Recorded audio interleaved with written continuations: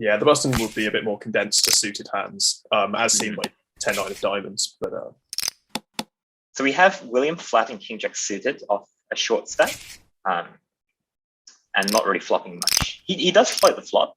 I think the flat was good. I think William started the hand with about 22 big blinds, which is a bit too big to just ISO shove over the open. Yeah, you can go either way for sure.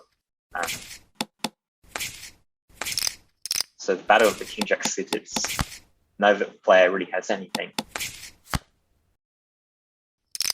I don't expect either player to bluff here though. King High has some mud showdown value, so.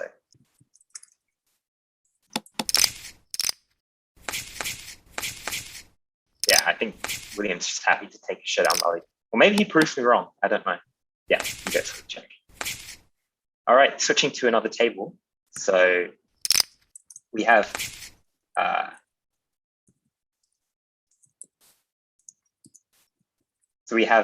Michael with ace queen off here.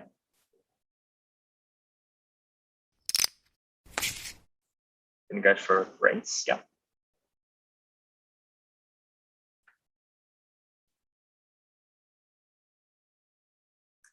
Ten six suited, I think, is a little bit too wide to consider doing anything with.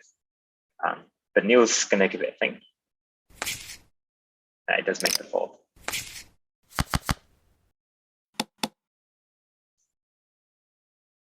So Anik is flatting Jack 8 suited out small blind, and well, Michael flops top 10 and goes for a big bet.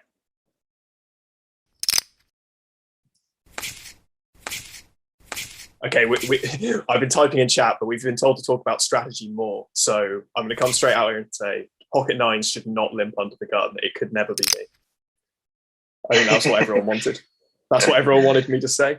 I was trying to be nice, but the ace six off limp could not happen. Nines under the gun, just raise. Come on, lads. Sort it out. So Anik folds king 10 off. I think that's a good fold, actually, given that William and Neil is so short, and he's got some big stacks behind him.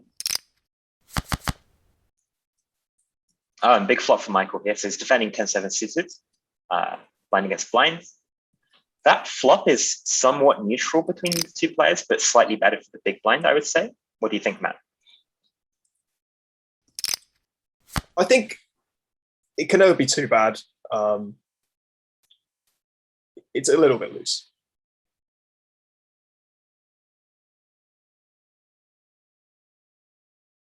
So we have top two pair here. Yeah, top two pair. Just calling on the flop, just setting the trap. Jack 4 going for the second barrel. Yeah, I kind of like it, actually.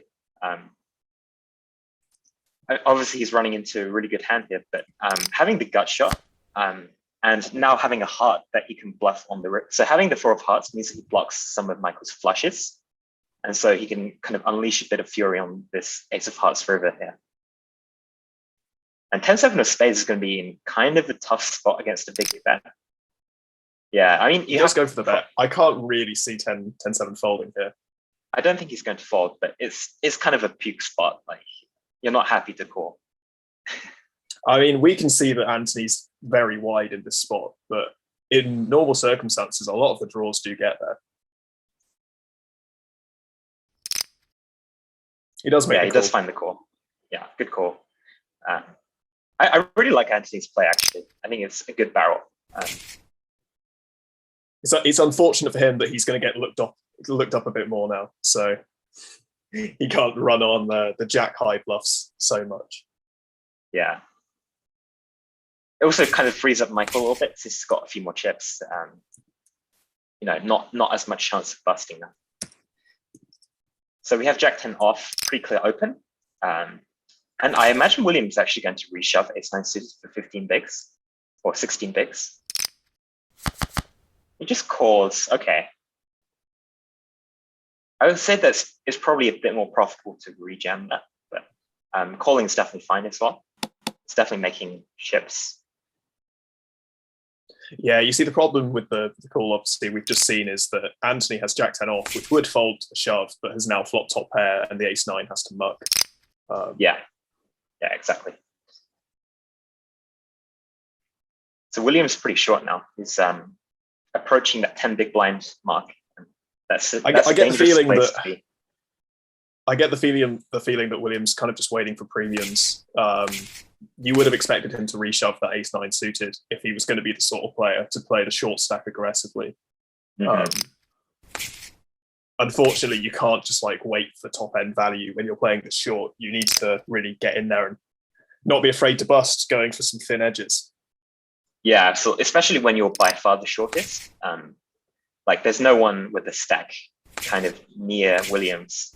Neil has more than twice his stack, so William. Yeah, Neil's still doing very fine on 31 bigs. Like, yeah, not a problem. So there's not really too many ICM implications for William.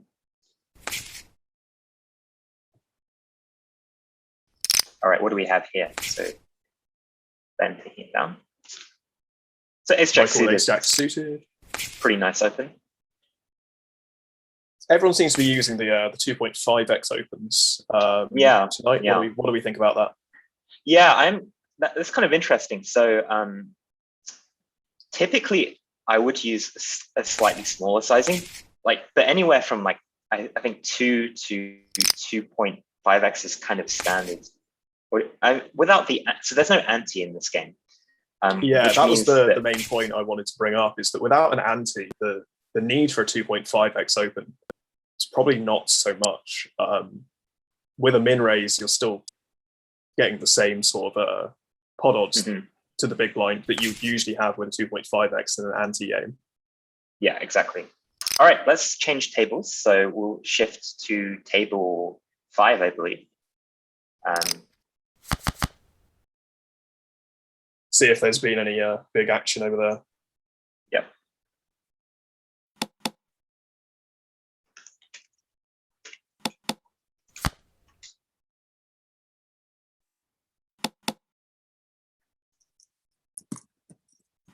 Okay, here we go. So we have blind against blind battle here. So king 7 off against pocket sevens. They're both kind of deep. He just open folds king 7 off. This is definitely too tight. Yeah.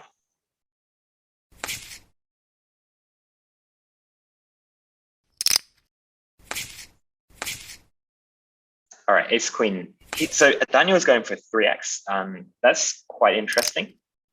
Yeah, so as we were saying, the bigger sizings tend to be preferred when there's an ante, because otherwise you give the big blinds just such an amazing price to defend.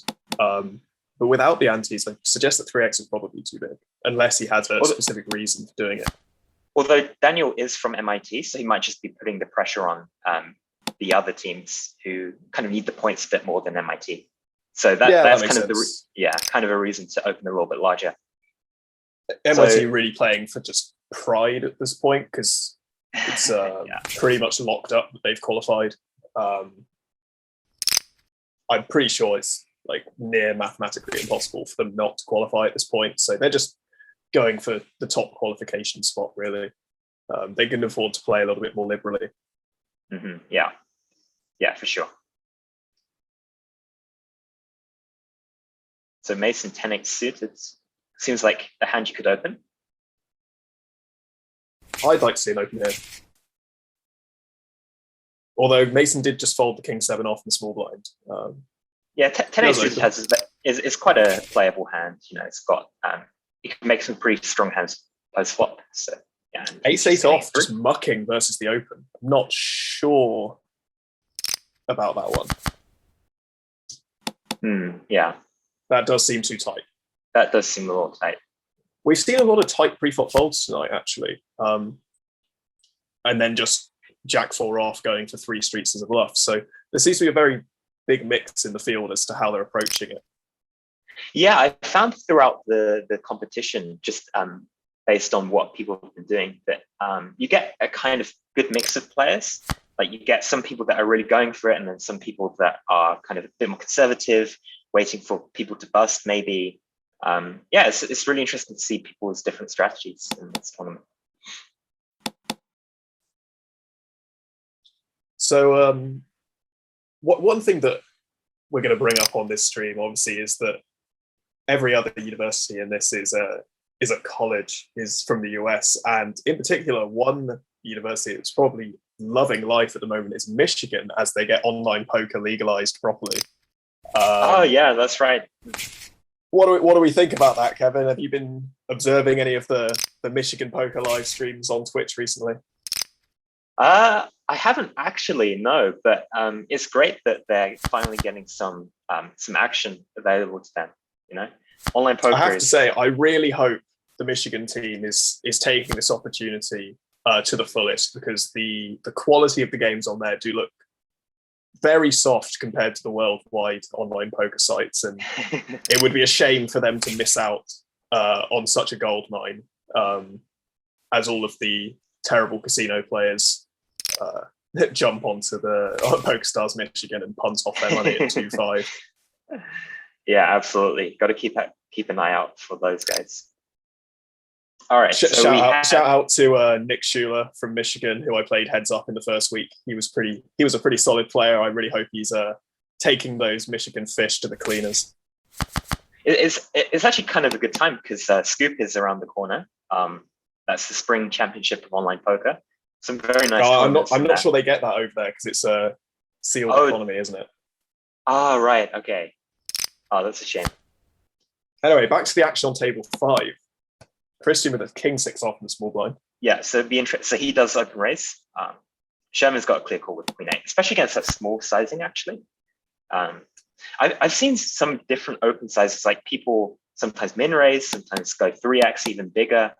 And ace queen 5 is a really good board for the opener, and he's probably going to see bet a lot and get lots of folds.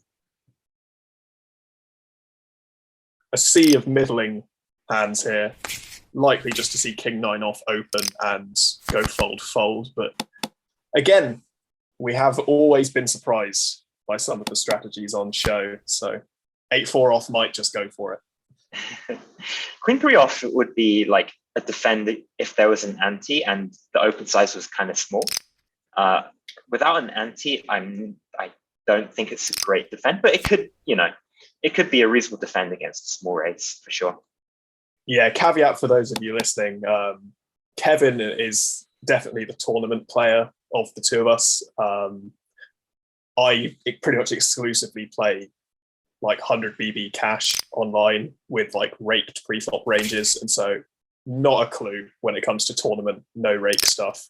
He is your guy. I'm likely to be too loose in every single spot, basically. Yeah, the ante really changes things, because it can be, pretty much an extra big blind to fight for. So that really changes it, like compared to 100 big blind cash, it really changes the pre-flop ranges, especially since like in a tournament, you're typically playing with stacks around 20 to 40 big blinds, let's say. So the quantum of chips at risk is always going to be lower. And so you get to play a little bit less tight. So big blind defense can be, pretty much like 80% plus against like a button raise, for example. Yeah, it seems like the adjustments from sort of like rake cash to tournaments, especially with ante, is that the big blind will defend much wider in a tournament, and 3-bet percentages are generally lower in tournaments. Cash is a lot of 3-bet or fold from basically every position, which leads to a little bit of issues for a player like me who just loves to 3-bet versus under the gun and play big pots in a payout structure. So yeah, there's a lot of flatting. So for example, on the button, there's a lot of flatting with like king 6 suited, these kind of hands, whereas in cash game, that's probably a bit too loose against under the gun, right? So yeah, for sure, way too loose. Yeah. And we have 2 people chopping up the straight. Yeah, something that is also interesting when you change from sort of like rake cash to tournaments is post-flop sizings, because often in cash, turn and river sizings will be very large in a lot of spots. But in tournaments, like there's so much at stake in terms of just like not being able to rebuy if you get stacked, that pushing the small chip edges that you would in cash generally aren't as preferred when you play a tournament. So you're just not really likely to see like overbet turn, overbet jam river, which is something that you see relatively often in cash. Yeah, I mean, also the fact that you start off with a shorter stack means that typically overbets aren't really needed to get stacks in. Yeah, what you're saying kind of depends on the exact tournament scenario, though, of course, because like if you're on the final table, for example, and you're a big stack, then actually you do generally want to be using bigger sizes just to put pressure on your opponents. But yeah, like in general, because of the shorter stacks, there are definitely different bet sizes. All right, so we have a couple of, well, one playable hand. I don't know if Queen 4 off is going to defend against the 2.5x. Like I would not defend that, but you know, people. Yeah, see, this is the this is the thing that I wouldn't know. I think it's probably a fold, but that's my cash game mentality coming in. Like this isn't even close to a defend in cash. Yeah, I like the fold. So, I mean, currently the situation they're in, is not dissimilar to cash because they're kind of deep, well, like 50, 60 big skip, and there's no ante. So it's not too dissimilar. Yeah. Yeah, so in this spot, King 9 off will be an easy defend here, but wow, okay. I'll eat my words. King 9 off is a snap fold in rake environments, but I think it's a very clear defend with no rake. I understand the fold. I think it's still too tight, at least in my opinion, but I do understand the fold because playing like, an offsuit weak king is a little bit gross, especially given the ICM implications. So I understand the fold. I still think it's a little tight. Yeah, I mean, it's just sometimes you've just got to you've got to play those thin sort of like neutral EV spots to avoid getting run over at the table. You just no one likes playing King 9 off out of position, but you've got to do it if you want to have a win rate in the game. Blind against blind battle there. So ace 9 off versus, I believe it was queen 6 off. So the difference between blind against blind battles and like facing an open raise is that obviously ranges are way, way wider blind against blind. So that's why queen 6 off was a pretty clear defend against small blind raise. Whereas if under the gun open, I think queen 6 off would just be a clear fold. So you also get to play in position. I would have opened the 9-8 offsuit on the button there. I actually think it's probably fine to fold, and I'm the one that's a loose fish. But yeah, I think it's a pretty clear fold. Not a super clear fold. Like I would open 10-9 off. Just the prospect of playing in position, in a dynamic that you just don't seem to get free bet very much in these games. Like tend to favour the looser opens because you just don't get played back at as much as you probably should do. Yeah, that's a really good point. Yeah, I haven't seen, in fact, over the course of the last few weeks, there has been like really aggressive 3-bets. Yeah, I think of the feature tables tonight, I don't think I've seen a single 3-bet yet. Yeah, it's not been too many. Should just be okay. This is definitely too tight. Queen deuce suited versus a button open. Yeah, I feel like that's a little too tight, especially since I believe Emily's from MIT. So yeah, Emily's from a team that just has no tournament pressure really at the moment. So I would have expected to see a defender. Yeah, Shula flats the ace queen from the big blind again. That's really interesting. Pretty tight. I mean, it is actually a thing. It should mix between call and 3-bet, but mostly 3-betting really. Like Michigan, again, one of those teams that isn't really got much to play for other than just like trying to win the round. They're currently 4th from bottom in the table, around 40 points off of the qualification spots. You'd think that, perhaps they just go for the win. And Shula's not value betting his ace queen on that run out. The straight, so there's a one-liner to a straight, right? So 5 makes a straight. But I don't think Mandelbaum, I don't think he's going to have too much 5x, especially when he doesn't barrel the turn. So I would have liked to see a value bet there, but yeah. And queen yeah, high it not seems bluffing. that the meta of these games just seems to trend nitty. no one really going for like thin value bets, not too much in the way of like loose opens or defends, like barely any free betting at all. Saying that though, we have a7 versus a6, so I believe it went limp, and then limp calling the a7 under the gun. I think it's reasonable. I don't like the ISO with a6 off. I think that's a little bit too wide. But I wouldn't have minded it if the sizing was bigger, but it was essentially a min raise, wasn't it? Yeah, it was a min raise, I believe. If you're going to ISO the a6 off, you really want the fold equity, so you should be raising bigger. He gets a raise on the turn through. That's very nice. Yeah. Look, I just said they're playing nitty. Hopefully this jinxes the match into just loosening up a bit, because I'm tired of people making disciplined folds. All right, so we have an open raise by Gray, which is pretty nice. He's got a big stack, so this is pretty standard. And this could be an interesting pot. So we have, okay, so now he has a straight draw and a mid pair. And Mandelbaum Gray does barrel. Yeah. I'm not sure about this one, because his 5 does have a lot of showdown value if he does check. I presume he's going to jam the river and get called by top pair. No, see, I this line, the 5 definitely has enough showdown value to check the turn. Like, if you are going to barrel it, you're kind of just isolating yourself against hands better than a 5, at which point you really have to bluff the river, because like you've bet 2 streets, you've narrowed down Mandelbaum's range to just being pairs better than a 5. Like, you're not expecting to be good very much. I would have preferred to see a turn check and then maybe a small block bet for value on the river, or just try and check to see showdown again.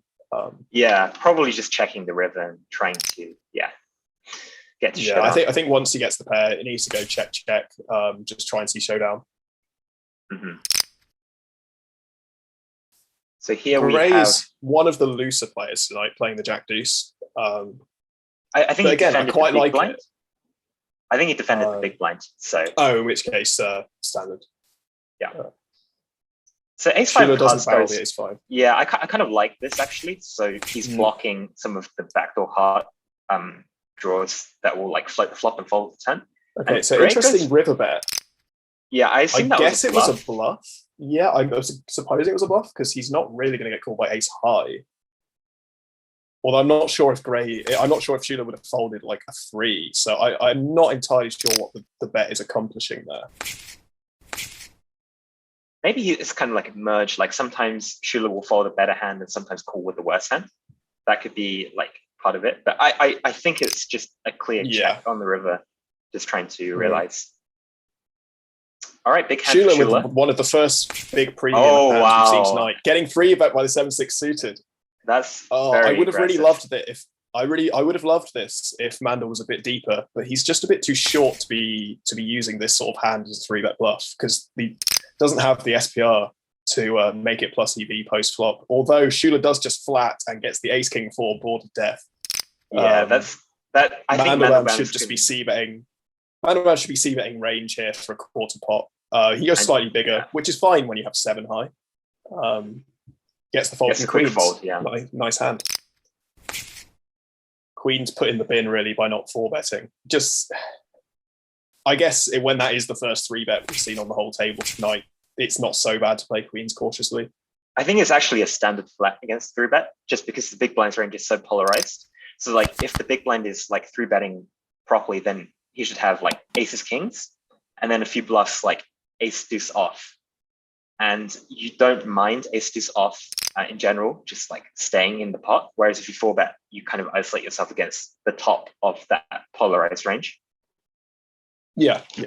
I think in theory that makes a lot of sense. I'm not sure that is like entirely relevant from what we've seen so far. It doesn't appear like people are playing like too close to theory ranges. Like I don't expect, although he did this to have the 7-6 suited in this spot, I don't expect like most people's big blind 3-bet range to be polarized. It's probably going to be like just linear strong, like generally just very nutted.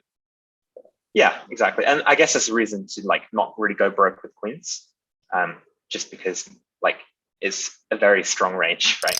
And if the money goes in, queens is probably not performing too well. So yeah, I kind mean, of we've like the already flat. seen ace queen just flattered in the big blind, so queen's probably not actually delighted to be 3-bet there, as bad as it is. Okay, so we've seen a limp by deuces here from early position. I think you should just open fold the deuces. I don't. You should just, like I think we're in agreement here. Interesting what Emily does here. The queen jack suited in my aggro cash game mind, I'm slapping a 3-bet in here, but she does make a fold, and I think it's quite good. Calling out a position at this stack depth is not ideal. Yeah, deuces doesn't perform very well. Like unless you flop a set down, you just have to fold. And yeah, I mean, he had the best hand, but he can never really call, right? So yeah, that queen jack suited, I kind of like the fold. Just playing out. I guess if she's expecting that Sherman will never back raise, then you can get behind a flat. But playing out of position is just not ideal, even with a hand as strong as queen jack suited. The problem with queen jack suited is that you're quite often dominated by Gray's ISO range. So if he's ISOing like king jack off, or ace jack, or ace whatever, queen, as we saw, she would have been dominated in this situation. Yeah, inspired fold, a better fold than I could make, certainly. So showing some discipline, unlike Matt. Yeah, discipline is not a word I come across too much. So we have a battle. Okay, so it looks like we're switching tables actually. So we have a blind against back to blind table battle. 4. Ace is full. Can we get some visuals on the aces full? Okay. Looks like the time. I guess we check. He jams. Okay. So he's jammed the river. I don't mind it. Like, Josh can certainly have some flushes in the spot, maybe an 8. We haven't seen the whole hand. Obviously, pocket fours should just have already folded. I'm not sure what the decision is here. If he calls, I will be baffled. Yeah, I don't think the block is too relevant. Thinking about a hero here. He's tanking down. He has a lot of chips. He could like quote unquote afford. Okay, well, he does eventually come to his senses and make the fold. I think he might have found the call in the cash game, Matt. But there's many occasions where I would be looking you up there, Kevin. But yeah, this is not one of those occasions. All right, this is kind of interesting. So we have two kind of mediocre hands. Nate is going for a big raise, 4x. That's kind of interesting. I don't hate it, actually. Generally, when you raise blind against blind, you would be Jack's on the button here off of 20. Nate min raises, which is very good. Deuce is a bit of an interesting spot, like very loose to reshove. You don't really like folding. I guess the fold is the correct play in the end. In a normal tournament, it's actually quite a standard rejam for around 20 bigs against the button. Yeah. But given like Reno is short, you don't really want to bust for him. So I like the fold. Yeah. Yeah, as I was saying, like it's a bit of a sketchy rejam and winning like marginal chips, even in like optimal circumstances. So Ace-6 flats and small blind off of a short stack. That's not a good flat. We don't like that one in the commentary booth. Has not approved this play. I wouldn't hate either a fold or a rejam, but flatting is probably, and you just open jams to flop. This is kind of interesting. I would be. This would be a remarkable call from Ace High. It would be the best hand. It would be the best hand. This would be the best. Oh, wow, he does call. Unbelievable scenes. He's got the best hand. Lads, we need to stay on this table. This is the one. Ace-6 holds. Wow. That's a very nice double up for Reno. We were being a bit critical, but he has gone for the pirate ship flag emoji. I think we need to change that to a whale one. Pretty sharpish, but he does get the double. Does get the double. No gamble, no future. So Josh is calling ace-8 off against that like roughly 10 big blind rejam. I don't think that's a necessarily good call. Nate is close off the big stack. Maybe off the big stack. Yeah, tonight. You can make that argument. Pocket threes does get pulled. it does get the hold. Very nice. Nate's probably a lot happier now after that ace-6 call off. Getting a bit of justice with the flip. Although I have to say that the 2x pot shove on the flop with queen high wasn't the finest moment we've seen. I mean, he almost got the fold from ace-6, so, you know. He almost got ace high to fold. We'll leave it there. Yeah, this table has a really interesting dynamic because you have 3 stacks, in fact, 4 stacks that are below 2K. This is kind of baffling from 8-4 off, though. I don't think you need to turn that into a bluff, blind against blind, at least on the turn.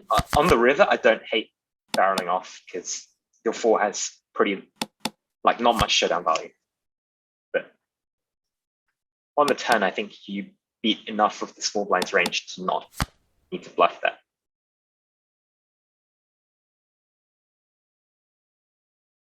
Have a couple of playable hands here. It'd be interesting to see if Josh takes the aggressive route with the ace queen here. Yeah, I thought this might happen. Josh has been calling off spots reasonably wide, but he doesn't seem to be taking the aggressive option too much. And I think in this situation, ace queen off is a correct flat versus under the gun short stack. Maybe you'll tell me that's wrong, Kevin. I think you can go either way. I think the merits of the 3-bet are that you put a lot of pressure on Reno when he's, you know, he has a few more chips than Joe, Nate, and Owen. Reno doesn't make nuts having not bet the turn. This is the problem. That's a very nice people. River. Bet your draws. Firstly, if Reno had bet the turn, ace queen probably would have folded there, and that is a huge win. But even so, when you do hit on the river, you've got no money in the pot. Joe flats here with 5s. This is not good. That's not good. No. This just isn't good. He's not deep enough to be flatting with 5s here. Should just fold. It should be a shove or a fold. Probably just a fold. Just leaning towards a fold because of how short Nate and Alan are. So yeah, but this 5s is just too loose. Yeah. Top set. Top sets. I'd when like you run to see good, check you run here. good. He does. Yeah. Okay, so we have one of our first theory plays of the night. Okay. This bet is pocket really 5 stabs. This is not good. I expect Jacks to probably just call. He min raises. Okay, he goes for the induce, I guess. Guys, Joe, buddy, I might need to fetch some alcoholic refreshments soon if this is the how the action continues. Oh wow! He does call the pocket 5s. If 5s calls the turn jam here, I'll be taking a short break to fetch some alcohol. Okay, good. We do get the fold. I think Jacks can actually check the turn map, but the jam is okay. Joe ace king 11 bigs. This is just slam it in the middle. He opens off of 11 bigs to nearly 3 big blinds. What do we think? I mean, if it goes, there are some interesting spots where if it goes reshove, call, then his hand is actually a fold. So yeah, but if you're going to open here, if you're going to take that sort of approach, you have to min raise. You cannot be raising nearly 3x on 11. No. The point is that if you min raise, then you give the big blind a really good price to call. Whereas if you raise a bit bigger, then the big blind can't defend nearly as wide. And especially with a hand like ace king off, you just don't really want to play post flop, right? Because a lot of hands have like 40% equity against you. Okay. And yeah. Maybe we're in the presence of an ICM lord. Could be. I actually don't mind what he did. I would raise a little bit bigger to give the big blind a worse price, but yeah. Okay. Ace queen ISO here, surely. Surely, yeah. Although king queen off opened for it. Sorry, not for it. Did min raise. But never mind. I was looking at small blind. Yeah, good ISO here. I think Nate probably just shoves now. Yeah, I don't hate the fold. I don't hate the fold. I guess people have not been free betting very much. Yeah, exactly. Yeah. And it looks really, really strong, right? Like Ben is pretty much saying he's ready to stack off with Nate. And King Queen he is committing. Yeah. Although to be fair, he raised small enough that he could, in theory, have raise folds. Oh yeah, of course. Yeah, so see a shove from tens here. This is just good. Yeah. And it's a very strong hand, but on a lot of flops, the equity falls for tens significantly. Ace 8 is in a tough spot, actually. Probably a fold. It's a very, very clear fold. It's a very, very clear fold. If you think from what we've seen with the call-offs tonight, I would not be shocked if he called, but we do see a fold. I think that is correct. If you look at these stacks, what happens if Reno calls and loses is that he switches places with Joe pretty much, and that's kind of what we know as the ICM bin, right? Like you really don't want to be the guy calling off in that spot. The infamous Ace-6 call is up on the stream at the moment. Yeah, that was a great call. I love it. Showing some heart.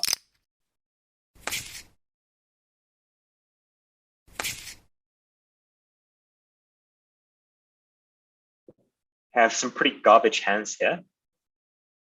I would actually open shove King 3 suited on the button. Goes for the limp instead. I don't really see the point of this limp. It's not really a trap, I guess. Yeah, I'm not a fan. Yeah. I guess it has some sort of playability post flop if it does go limp. But I don't hate it actually. It's certainly like not terrible. Would you min raise it or would you just fold? So off these stack sizes, which is like around 10 to 15 bigs, there's a lot of limping on the button. Like a lot of limping, because you generally want to see a flop in position against the blinds, but you don't want to get reshoved on and lose 2 big blinds, right? So there's a lot of limping. There's some min raising with like a very polarized range, like aces maybe. And then there's a fair bit of open shoving as well. And so like of those categories, which one do you think King 3 suited would fit best into? I would personally open shove that. I don't know what the charts say, if charts exist for this spot. Yeah, I would personally open shove it. I just think it doesn't play as well. Like I would definitely limp hand like King 8 suited, just because it has a bit more playability, like a bit more connectedness. But King 3 suited, I would. Yeah, and also the thing is that a hand like King 3 suited benefits from shoving and having the big blind fold like King 7 off. Exactly. Whereas King 8 suited has fewer of those hands to get rid of through shoving, because once you get to like King 8, King 9 suited, the offsuit combos that dominate it are just going to call the shove. Like if you get up to like King 9 suited, the only thing that's folding is like King 10, because King Jack is probably going to flick it in for like 10 bigs. Yeah, exactly. Yeah. No, that's really important to think about as well. Ace 7 off. This is a close one. I would just fold actually. From a chip EV perspective, it's a printing jam, but Nate's is just really short. Yeah, I like the fold. I'm not actually sure about that one. I think it's probably a fold. Okay, so we're switching to yeah. All right, we have pocket aces in this hand. That's a good one. Always a lovely hand to have. Versus 2 complete whiffs of the flop. So aces takes the pot now. And Zach shows he would have made trips. Apologies for this, guys. We are flicking through the tables at the moment.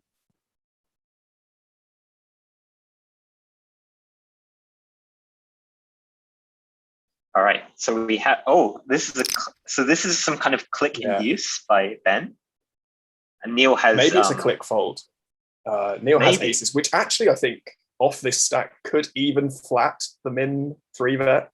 I think it's just because it has so much equity. Like the SPR is so low post flop. But yeah, see, this is the issue. Like when you rejam the aces, blocking a lot of the calling range. Like it's sometimes just not the play you want to make. When you've opened a bit min raised, with still like a little bit of stack behind, but if you called and maybe you have like 2.5 SPR on the flop, you could easily get the money in on later streets with aces. Like you don't have to fast play. Yeah, I completely agree. It's yeah, in tournaments off these like 20, like 15, 20 big blinds, facing a 3-bet aces is almost always a call. Even a hand like kings, which you might think benefits from shoving, is actually mainly calling. You probably start shoving around queens or jacks because they require a bit more protection. That's the difference about these like short stack spots. Like when you're jamming pre-flop, a lot of it is like equity realization with hands that go down a lot depending on what the texture is. So like a hand like aces, there's not that many boards where aces takes a real big hit to its equity. Yeah, only stuff like, maybe like 7-6-5 monotone, and aces doesn't have the suit. But on most boards, aces is still doing incredibly well. Whereas a hand like tens, like facing that min 3-bet, tens is an amazing hand to get in pre-flop because it nearly always has like very high equity. But if you call versus the min raise with tens and the board comes like king jack 4, like tens is a really hard hand to play in that spot. Yeah, exactly. And if you think about what Ben's like 3-bets are, like 3-bet bluffs are, they're mainly going to be high card hands. So a hand like aces has like 90% equity against those, right? Maybe even, so against ace 10 off, for example, that Ben had, aces should have something like 93% equity. So like folding out that equity is like just not very good. Whereas a hand like tens, or like, let's say you have a hand like nines, right? Ace 10 off is a flip. So just jamming that pre and denying that equity is like really nice. All right, we have an interesting pot here. So Anik opens ace-7 off and gets 2 calls. Yeah, king queen flatting in the small blind is fine, I think. Versus the shorter-ish stack could rejam the open, but we just haven't seen much of that tonight. Yeah, I'm not surprised to see the call, and he hits the queen. So it'll be interesting to see whether he goes to the value. But I believe Anthony donked the flop. Not sure. Yeah, Anthony did lead the flop. Anik folded the ace-7, and Ben called with the gut shot. Kind of a horrible spot here for Anthony facing a half pot on the river. I think it's a good bet size by Ben. Makes 9x pretty indifferent to calling or folding. I think it should find the fold, given the fact that Anthony led the flop and got a call 3 ways. Ben just isn't that wide in this spot. Very difficult to find bluffs. It would be an interesting spot to actually turn 10-9 into a bluff there, just having the blockers to some boats and straights. I don't think that's going to happen too often with Anik and Neil being kind of shorter than Anthony, but it would be something to think about for sure. The other problem with that play is that when you check back the turn, it does reduce the amount of value combos you will have on the river. Yeah, for sure. It's definitely easy to overbluff that spot. So. Most of the value jams on river would be full houses, which are like jack X dents, and you would definitely bet the turn with trips. We have kind of a cooler here between 2 big stacks, a 2-pair against a flush. Pretty sick river, yeah. Yeah, so we should see a raise. And kind of a rough spot. Jack 8 with Jack 8 is one of the worst 2 pairs to face raise with because you cannot have a spade in your hand. It's a really rough one. I think versus the table dynamics that we've seen across the board tonight of just generally being quite passive, Jack 8 should probably fold to like any size raise. But this is a very small. This is a horrible spot for Michael. Like the price is so good, but the table dynamics have been so passive that it's just so hard to think that Ben is ever bluffing here. Having the 8 is also not great because thoughts on Ben's sizing. Thoughts on Ben's sizing, Kevin? I kind of like it. As you mentioned, Ben's not really bluffing very much. So if he goes really big, then Michael just has a very easy fold. Whereas because also they're quite deep compared to the rest of the table as well, so they just want to avoid like playing a huge pot. And with like the queen high flush, you do give yourself some scope to fold to a 3-bet jam if you do. Yeah, exactly. Yeah, because I assume it's just not a spot where Michael is going to go crazy and just like jam all of his nut flush blockers because Neil and Anik are so much shorter. Yeah, you definitely can't. If Michael 3-bet jams the river, I assume in theory you should actually have very few bluffs, and I assume no one is crazy enough to bluff that spot. Yeah. Yeah, I think Ben's sizing, like, it looks a bit weird, but actually is pretty good sizing in that spot. I it quite does like put it. Yeah. all of the 2-pair hands in Michael's range, like, really in the bin. Yeah, I personally don't like the call with Jack 8, just because you're blocking like a potential bluff that Ben might have, which is 8-7. Like that's kind of the sweet you would imagine river race. that the bluffs on river from Ben would be like pair plus 1 spade hands, and when you have 2 pair, like it's a strong hand, but you don't beat any value, and you do block a lot of the bluffs in Ben's range. So although Jack 8 is like stronger than something else you might have in your range, like it's a worse call than like having a 1 pair with a spade.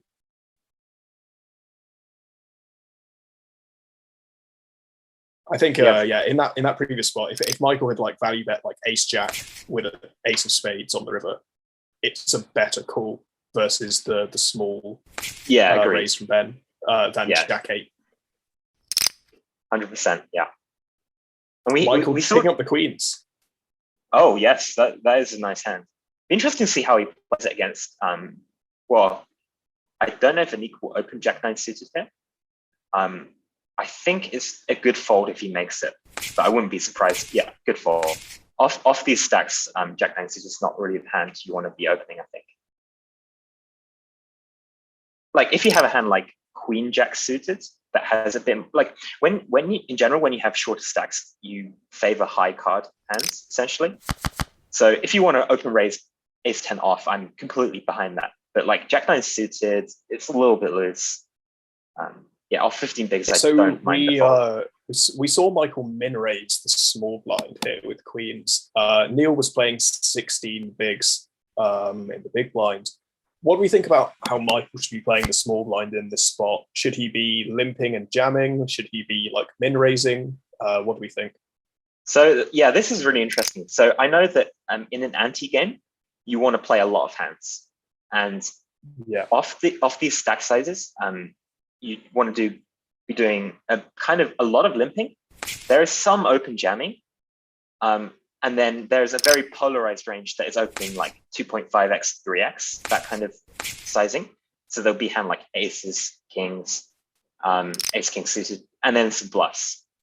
It seems like as Michael in that spot as a small blind, when the big blind has 16 bigs, which is quite an awkward stack, it would make sense to have some sort of just open jamming range with hands like pocket fives, king jack offsuit, just like generally strong-ish hands that don't want to play out of position post flop, and then have like a lot of limps with both like weaker suited hands, just generally weaker opens, and then also some top end hands to stop you getting exploited by big blind raising all the time. I think the main, so obviously we have a non-anti game here. I think the main way that the strategy will change is that the limping percentage will go down a fair amount. I think it like intuitively, it makes sense for me that the rest of the strategy will remain kind of similar. Like you have some open jamming, maybe it's a little bit tighter. You have some small raises, but I think the limping portion is what really gets changed by the lack of ante. Because you're just not incentivized to play, like in an ante game, you might be incentivized to play a hand like 8-5 off or 8-4 off even. And that's just not really incentivized to play without an ante. So yeah, the limping percentage should go down a fair amount compared to a normal tournament. That does make a lot of sense. We are moving around tables here. We see Jack 9 suited in the small blind versus Queen 5 off in the big. So both players have Queen 5 calls the turn, which is a bit loose, but he has a pair. He has a pair. So. Yeah, he's fourth pair with a gut shot. I guess it is a defend. He's not loving life though. Mm-hmm. Tony opening 3x from the hijack. Ace king off. Gets a 3. Yeah. This table's interesting. No one's really sure, right? This would suggest to me that the table was just played like very passively so far. It looks like one player's busted and their chips have kind of been distributed somewhat equally. So yeah. So ace queen suited getting it through, and another ace queen suited here on the button. King 5 suited in the cutoff. Does I open. like the open raise. I think this is good. Ace queen Dan suited. Flat. Mainly 3-bet. I think mainly 3-bet to get it in against Nick. Yeah. Okay. It's just really, really strong off these 30 big blind stacks, especially given the I guess position. with no short stacks about, you can put a lot of pressure on. I wouldn't hate a flat. Just like everyone not wanting to be the short stack. I wouldn't hate a flat from time to time, but I think mainly 3-bet is the classic Doug Polk answer, right? Like you should mainly. Guys, something you need to know is every spot's a mix. Everything's a mix. It's a frequency play. You can justify anything by saying you're mixing. It's a frequency play, yeah. All right, this is kind of interesting. So we have, I believe, a limp pot. So deuce 3 is hitting a pair. I think you could, you can go either way. Your pair kind of needs protection, but then getting raised kind of sucks. So you can go either way. I like betting the deuce. Like you do block a lot of the raises that would come in. Mainly just blocking bottom set is the key point there. And that's a really good board for the big. It's a pretty good board for big blinds. So the small blind's not really check raising too much anyway, I would say. So that helps. All right, I would expect this to fold around to the blinds. Yeah. We see just over a min open from Nick. I think this is fine. Yeah, Ace 5 I'm not really. Defends. Yeah, pretty standard defense. I'm not really sure what these min raises blind against blind really mean. I don't know if he's like not limping. Some people will never limp blind against blind. So that could be what Nick is doing. Yeah, I think there's a lot of ad hoc range construction. And it is hard to like constantly change your strategy because the stack sizes are constantly changing. Like it's very unlikely that anyone in this tournament will like have completely nailed pre-flop adjustments throughout like 10 BB up to 50 BB stacks and knowing how each little stack size change will affect the opens. So I mean, min raising off of this depth can never be like too bad as a simplification. Mm-hmm. We get sevens, getting quite a bad run out for sevens. I expect sevens probably just check, maybe showdown against, I don't know, Jack 9 maybe. But yeah, sevens is not a great hand. Maybe bluffs, I don't know. Wow, okay. He overbets the turn with sevens. Wow, okay. This is super. This is really interesting. It gets the fold from top pair. I guess in the dynamic, it's probably a really good bluff. Not sure it's that theory approved. I'd suggest that maybe like the 7x is something you don't want to have when you're bluffing there, because the sort of hands that would fold the turn would be like 8-7, king 7, queen 7, like just. But I guess if he gets ace 9 to fold with an overbet, then it's probably printing in that spot. I mean, ace 9, I think it just has to fold the turn. It's just way too much pressure on like a weak top pair. Aaron opened, I believe, under the gun as well, so he's going to have like pretty tight range. Yeah, I guess like we don't know what the open ranges really are for all these players, but sevens could be low down on that board, given it's the gun open. So starting to turn sevens into a bluff can be a pretty sweet play. Yeah, I actually don't mind. I think it's a pretty nice play, yeah. Because he's not opening like fours, I would assume. So yeah, maybe it's near the bottom. Yeah, good barrel through. This table does seem to have a slightly higher quality of play than the other tables. Like we're seeing some pretty interesting turn sizings and just barreling with equity. General, just good foundational poker. It has at times been missing from some of the other lineups. Yeah, indeed. Pretty trash hands here. Yeah, Nick 10-4 off. Like if there was an ante, you can limp. In fact, you should limp. But just open folding this without an ante seems pretty good. Ethan is tanking with the nut low. Um, maybe he's going to do something crazy. Can never be. You've got to balance your folds. Yeah, exactly. Maybe someone does something crazy on stream just so to make a point. Yeah, guys. I mean, we've seen one pretty insane hand with the queen jack off suit 2x pot flop shove and called off by ace-6 high. But no one else has really gone out of their way to provide stream with some juicy content. So if anyone wants to step up to the plate, maybe opening the 7 deuce and just tripling it off. Yeah, open 7 deuce. What's the worst that could happen? Can we start offering like incentives to people? Like if you triple, if you jam the river with 7 deuce and get the fold, then like you win like bonus points or something. Maybe they get some channel points on the stream. you get gifted gift sub if you win with 7 deuce. That'd be kind of fun. All right, so we have button against big blind, but I believe king 4 is a weird bet, and he's going to get punished here by Nick. So Nick has some good blockers and a gut shot. So king 4 is in a really weird spot, right? Like I guess you should fold, but he does call. And now Nick's blockers have shifted from good to kind of bad, I would say.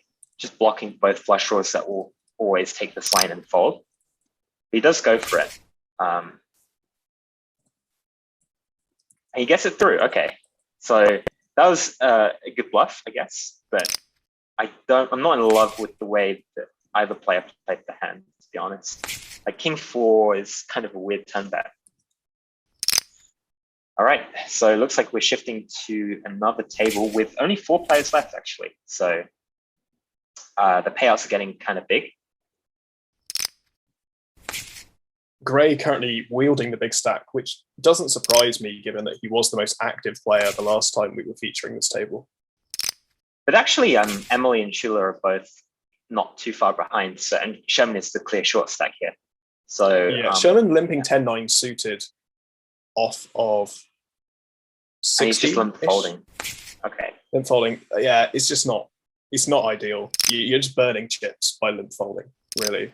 I think once you limp and get raised, I don't hate the fold, but I wouldn't limp.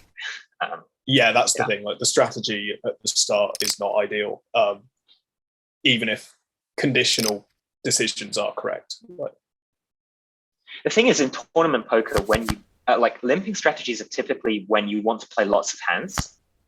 And in this spot, I don't know if Sherman wants to play like a lot of hands necessarily. I think he wants to pick 15 bigs. You just want to pick your spots carefully.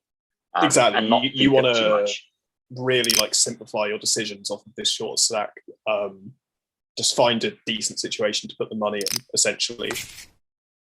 Yeah, one thing I've learned with short stack play is that it's really important to preserve your stack, because when you double up, right, every chip that you had in your stack becomes 2 chips. So that means that limp folding just costs you 2 big blinds if you were to double up, right? So yeah, exactly. Let's say that like Sherman had 15 bigs and he limp folds a couple of times, goes through the blinds, and now he has 10 bigs. Well, now if he doubles after, he only has 20. Whereas if he had just not limped those few times, he would have nearer 26, 28. And that's a big difference. Yeah, exactly. Big difference.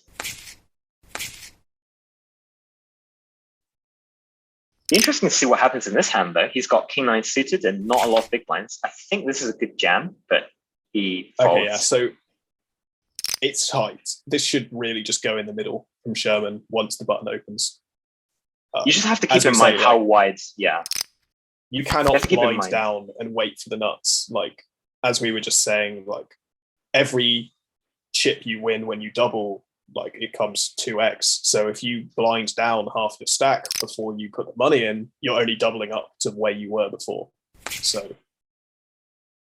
Yeah, and you have to keep in mind how wide Shula is going to be opening the button, right? Like, it's probably not super wide given the grays in the big blind, but it's still going to be like 35-40%. Yeah, something like King that. 9 suited is still going to be doing way well enough against that range to just jam. Definitely.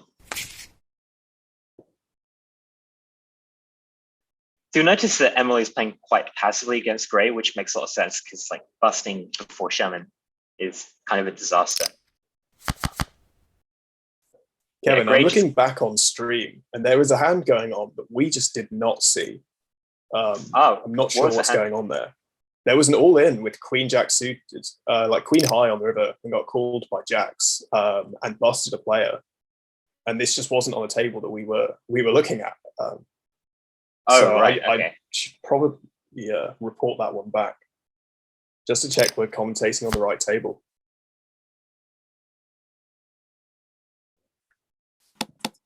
All right. So it looks like we have. Okay, it's fine. Yeah, it should be fine. All checked out. You should be seeing the right table now. We're not talking over stuff you can't see. That's good.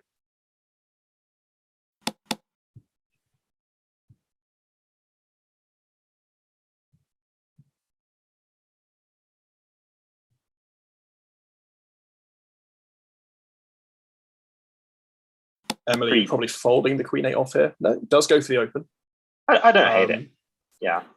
Yeah, I mean, Sherman's going to have to be very tight in the big blinds, basically just playing jam or fold versus Emily's open size. You can make some arguments to defend, but yeah, Emily's opening a bit bigger, which makes like defending a lot of hands quite a bit worse. Yeah, from the limited amount we've seen, I've liked how Emily's been playing. Tight in the right spots, opening up in the right spots, generally just using good bet sizes. Mm-hmm. Sherman just folded 10-9 suited. I think that's a clear jam. Obviously, in this particular instance, he would have been in bad shape. But 10-9 suited is just a clear jam. Like it performs so well against Schuler's calling range, and you have plenty of fold equity. So I think that's another spot he passed up. Schuler c-betting 10s here. That's fine. It's probably one of the more efficient checkbacks on that board. Given that it's 1 pip below the jack, has fewer overcards to care about than a hand like 6s or 8s. But if Schuler's just preying on the big blinds wide range, then, betting can never be that bad. I think ICM definitely makes you want to be way more passive per slot. And I think 10s becomes quite a bit of a check on that slot. Yeah, I think, on like Jack 9 low card, 10s is probably one of the highest frequency checkbacks. Yeah. Given that it's a pretty strong hand, but just cannot sustain like much pressure. Mm-hmm, exactly. So we have Sherman limping the button with King 10 off. I think the hand performs best as a jam, but I understand limping the button and trying to play some hands against big blinds wide range. So it looks like I would expect Emily to just check and see a showdown here. Sherman should definitely value bet, I think. Sherman has a very, very clear value bet. Obviously, it doesn't want to get check jammed on. Like, it is horrible, but it's King 10 is just too strong a hand not to try and get some value. I would really love if Emily shoves here. It would be pretty sick. It would be very sick. I'm just not sure it's very necessary, but it would be a pretty gangster play. She's thinking about it. She's thinking. I think she's probably go thinking. Go on, Emily. Do it for stream. Do it for stream. No.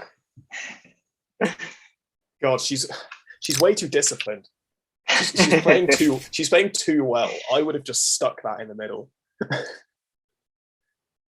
Yeah, I mean, the thing is, when your bluff doesn't work, it's a kind of a disaster, right? Because you swap. Yeah, you lose like a third of your stack trying to just bluff someone off top pair. Yeah, which is something I know well. Yeah, it never works, right? Never ever works. Okay, surely Sherman gets it in now. It's kind of unlucky. It's like super unlucky for Sherman. Yeah, like this is a huge call line. Emily playing for MIT. You can see why MIT are doing so well in the table if this is the standard of their players. Sherman should easily just shove in here. Yeah, and snap call from Queens. Snap call from Queen. Yeah, there we go. All right, he's going to get lucky. Button delay. I'm backing Sherman to bink it. I'm backing a bink. It's not a good flop. 2 outs. 9 on the river. Queen on the river. So wrong set. Unfortunate for Sherman. Nothing you can do about that. Yeah, just super cool off like 11 bigs or whatever. Yeah. That's the thing. Like he had some previous spots to take some like slightly thinner jams. And it kind of just shows why you should just take them, because even when you do get like a very, very clear spot, like it's not a guarantee that you double. Yeah, exactly. We have another kind of cooler open here. Yeah, I didn't think Queen 9 is going to be defending versus a c-bet, unless it's a very small size. Even versus quarter pot, Queen 9 should probably just be folding. Yeah, shooter goes for half pot. Grey folds. Seems fine. This is now quite an interesting dynamic. So you have 3 players that have similar stacks, and the pay jumps are significant. Just to run it down, I'm sure most of the people watching in chat are also playing this tournament. But for those of you that don't know what the payout structure is, the weekly points allocations they are linear payouts beyond like the first 2 spots. So on a 6-handed table, the payouts will just go 1, 2, 4, 6, 8, 10. So every payout at this point, as with 3-handed, is 2 points difference. Kevin, how do you think that affects the strategy compared to like a standard tournament where the jumps would be geometric? Yeah, I mean, so let's compare like a final table of a tournament, right? So on the final table of a tournament, there's a lot of money up top. So to an extent, that means that playing too tight is like that you can definitely play way too tight, trying to make smaller money jumps, because realistically, you want to build a big stack and win the tournament. Whereas in this tournament, every pay jump is exactly the same, right? At the moment, it goes from 6 to 8 to 10.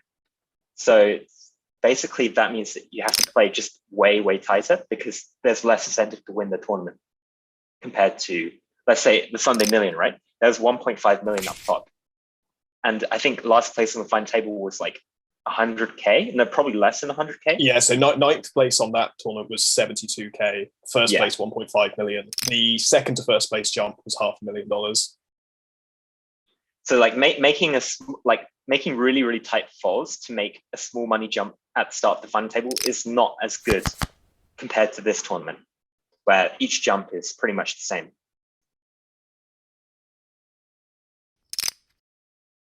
Yeah, the ICM is super important. Yeah, seeing 3 very equal stacks here, how would you be approaching this spot? So at the moment, they're kind of not they're not deep, but they're not particularly short either. So essentially, when you have 3 very equal stacks, typically the person who gets to be the aggressor will win pots like the overwhelming majority of the time. By which I mean, if you open raise and someone 3-bets, you have to call quite tight. And if someone jams, you have to call extremely tight. So there are lots of spots. I don't know if it applies directly to this tournament. Probably it's kind of similar. There are a lot of ICM spots where, like blind and blind, for example, it might be profitable to shove any 2 from the small blind, but the big blind can only call like 5%, which just shows you, like, for example, a hand like King Jack off, right? It performs super well against any 2, right? From an equity perspective, but it's like an absolute punt to call off because of the ICM. Even though the small blind is shoving up any 2, you just can't call. You can only call like 5%, which is really tight. Yeah, so I don't expect anyone here to really be playing that extreme a strategy. But it'd be interesting how it plays out. We have an all-in on that table as we're flicking through. Yeah, someone was. It looked like 2 of the same hands, so it's probably just going to be a chop.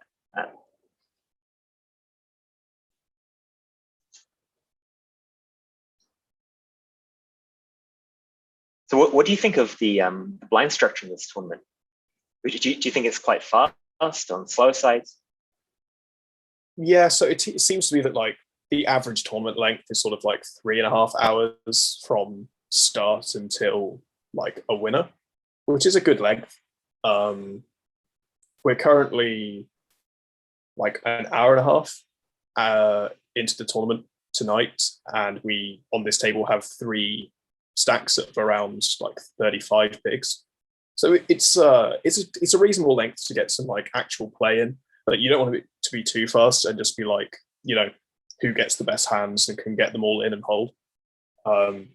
It's probably a good length. Like the first week, right back in like October, the blind structure was just way too like slow, and we had a consultation with the organizers after that to get it changed to the current structure, which is just a bit more balanced.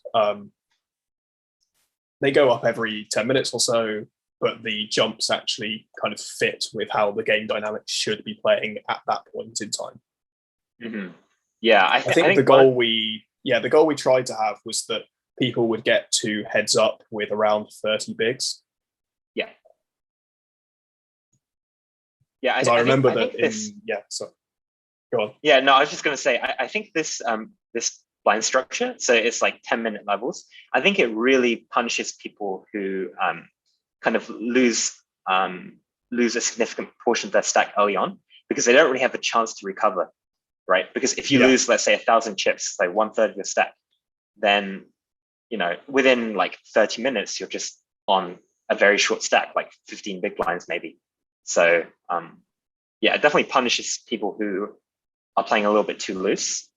We see on this table, though, we have a bit of a cooler, a huge cooler actually. And 4-5 suited. And 4-5 suited is walking into the lion's den. Yeah. 3x open from the button. I guess we see 3-bet and then 4-bet shove here from Schuler, and then fold. No, Emily has to call off, I think. I actually think from what I've seen from Emily, she'll find like quite a tight fold if Schuler jams here. There is the jam, very standard. I think there's no way she folds. It's a really tough spot. Like I think in theory it's a call. It's very close. Yeah, wow, so this is what I thought. Like from what I've seen so far, like I was expecting that result. I think chip wise, it's a call for sure. But I doubt Schuler's really like jamming like an optimal range there. It's going to be like just pretty strong. I think ace queen off is a clear fold if Emily needs the points, but the fact that MIT is so far ahead, I think there's very little ICM on Emily, to be honest. So she can kind of play closer to chip EV, and ace queen off is just a clear call.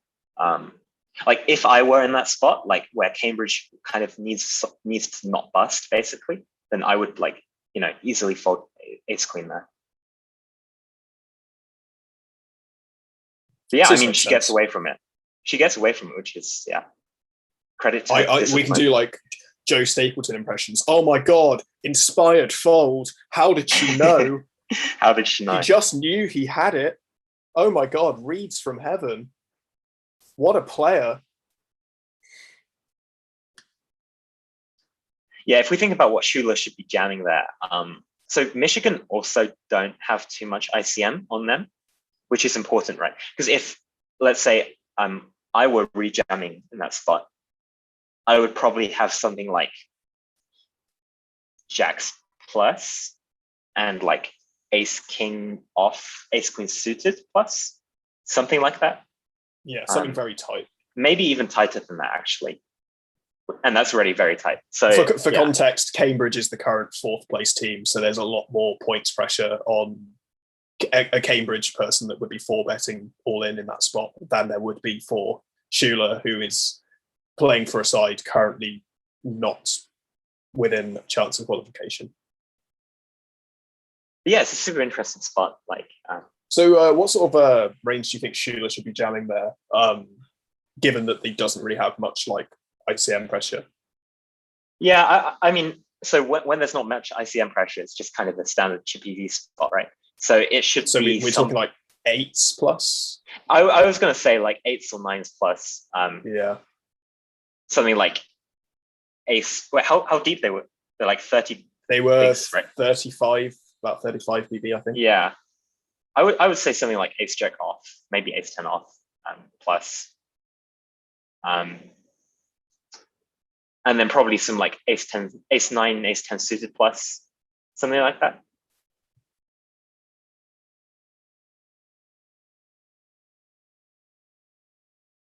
And we find another discipline fold, not stationing off the ace high. I feel It's like tempting. I feel like that comment was targeted. Matt, you would never station. You're a very disciplined player. I would never dream of calling the river with ace high. You would no. Matt always calls with top pair plus. I believe actually in the bios we submitted, my bio references an infamous Cambridge poker soft hand. Not with ace high, but with just the one pair and a blocker. Yeah, that was a very versus Mr. Kevin Gu. He was not particularly happy to see the enormous check jam on the river get stationed off. Yeah, Matt is a great player, I have to say. I'm a fantastic player. Absolutely fantastic. I'm not scared money. We'll say that. So the dynamic of this table has really shifted a lot. Like you now see Schuler having twice the stack of Emily and Gray. So he just gets to basically put them in the bin. Yeah, Schuler, from what I remember from playing against him, seems to be pretty adept at like gauging the table dynamic and like how to work a bigger stack. So we should be seeing him open up quite a lot now, given that he has a 2-1 chip lead almost. He can start opening some pretty loose hands, and Gray and Emily have to just stay pretty tight and not play back. Exactly, yeah. And if you look at this, so the big blind is now 200. So Emily's only playing 21 bigs at the moment. So Schuler can actually do a fair amount of just open jamming. And they just can't really call off. That's the problem. Like, even if you, like, I'm not saying that the equilibrium strategy would be to open jam any two for Schuler, but if you forced him to open jam any two, the calling ranges for Gray and Emily would still be incredibly tight. So yeah, that just goes to show how important the payout structure is. No action for the jacks. So Gray is now chipped up a little bit, actually. So yeah, Schuler has been kind of hurt by card distribution here. He's not been able to press his advantage, just getting dealt queen 5 off, 4 deuce off. Like, while he has the big stack, he can put pressure on. Like, there is a limit to how much he can open. Yeah, there's definitely a limit. You don't want to like self-destruct and then become you don't want to just punt off that valuable chip lead. Yeah, definitely a balance for sure. Like, you can't go crazy open jamming 6-3 off, I would assume. So I mean, I could be wrong. Like, these ICM spots, like, you have to really run them to be sure. Like, might be a profitable jam. I don't know. Yeah, for those of you familiar with the PokerStars Sunday Million Anniversary Tournament last week, while the final table was still like 8 and 9-handed, one player managed to go from like a small chip leader to having more chips than the rest of the table combined within about half an hour, just by opening nearly any 2 cards, and no one else could play back at them because the pay dogs were so big. That person eventually ended up becoming second in the tournament, large part due to the fact that they could just run up a huge stack right at the start with, a couple of good hands followed by just very effective big stack play. Yeah, being the short stack in the tournament really sucks. Even worse, being a middle stack with short stacks still at the table. Yeah, exactly. Emily makes another discipline fold with 3 diff suited. I really like that fold, actually. It's just, yeah, you don't realize your equity nearly enough against Schuler specifically.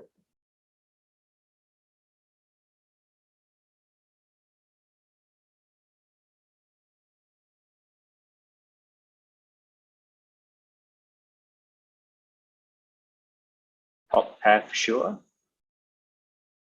large C bet, and 10-4 can't. It has backdoors, but against this big bet, you just can't do anything.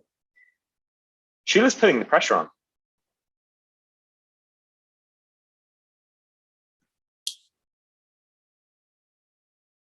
$10-7 off in the small blinds. Should probably just be a fold. I think it plays best as a limp. I think it's slightly too strong blind against blind to just open fold. Yeah, it's just we haven't really seen anyone implement a limping strat from the small blind yet. So yeah, assuming it's raise only, 10-7 off is just too weak. Yeah, sure. Gray picking up a lot of good hands on the button recently. Jacks earlier, 8s now. Getting it through. Chipping up is really, really important for him. Just you've got to feel for Emily here. Like, she's been playing very well, but she has no cards. And the one spot she did get, Shula had better cards. It's actually important to note on this particular table that Gray is from Boston University, I think, and they actually need the point. Like, they're in an important ICM situation. Boston University currently is 7th place on 119 points. 6th is Pomona on 120. 5th is Columbia Law 124. 4th Cambridge 141. So Boston and Harvard at 116 are really like the last sort of contestants that can really challenge for the qualification spots. Like, it's already a push for Boston, but if they do put in a really big score this week, they're in for the chance. Yeah, exactly. They still have a chance. That's the key point. Yeah, they're currently 22 points adrift. And for context, the average point score each week is generally around 22. Yeah. They need the teams in the current top 4 will have been averaging nearer to 30 points a week. This is week 6, I believe. Yes, this is week 6, yeah. Yeah, so the previous 5 weeks, so Yale has currently been averaging 33 points a week at the top of the table. Like, that's a very, very strong output. Cambridge in 4th place, the last qualifying spot, averaging about 28 points a week.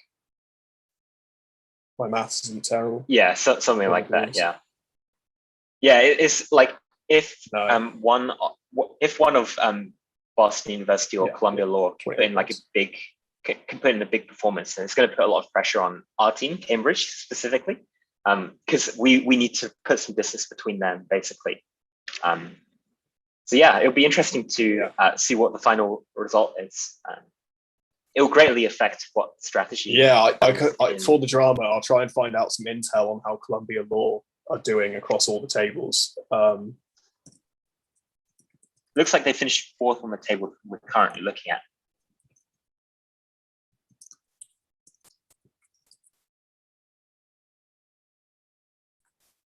Going to try and get some concrete answers from Alex on that one.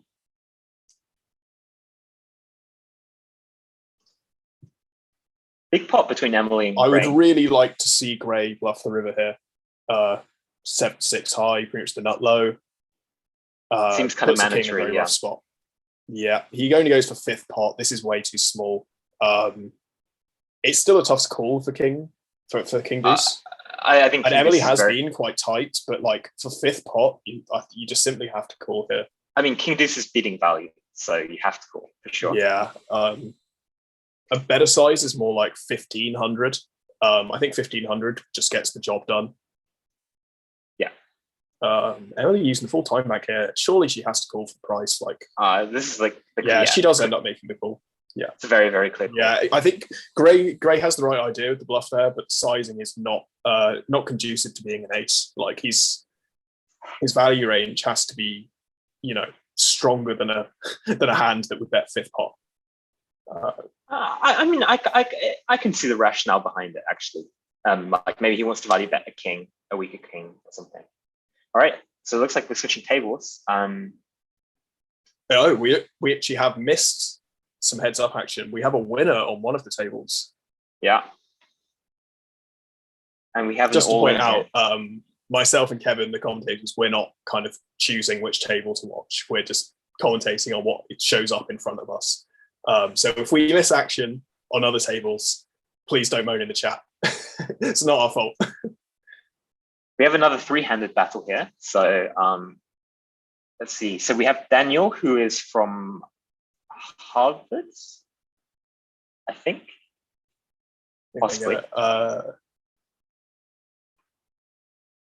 It's yes, there are two Daniels from Harvard. Yeah. Zach is from Columbia Law. We have, so he's Matt kind of from Yale. He needs the points. Matt is from Yale. Yeah, so okay. the big thing to watch here is Zach. Zach is the one that has the most to play for. He's also the shortest stack at the moment. 10 big blinds, so pretty short. Yeah, if Zach could spin this up from a third place to a first place, that would do a lot of good to Columbia Law's hopes. He folds queen nine off. I don't hate folds. I think when the pay jumps mean this much, I think the thinner jams do become folds, just in the hope that the two bigger stacks collide. Yeah, of course. Yeah, that's definitely true. I guess there's not such a big difference between Zach and Matt, so that helps a little bit.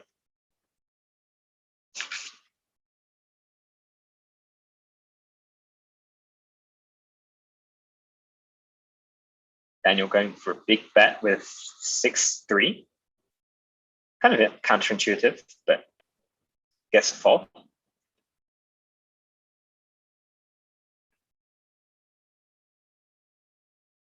Yeah, Daniel's got a lot of chips. He's just going to be able to put the pressure on pretty much.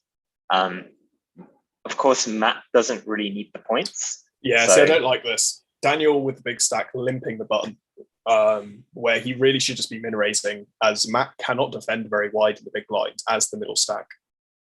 Yeah, I guess the rationale is that Daniel getting jammed on by Zach. I think the rationale is that ace 9-9. Yeah, the rationale for limping is that like Zach will rejam quite wide there. But yeah, you should still be min raising.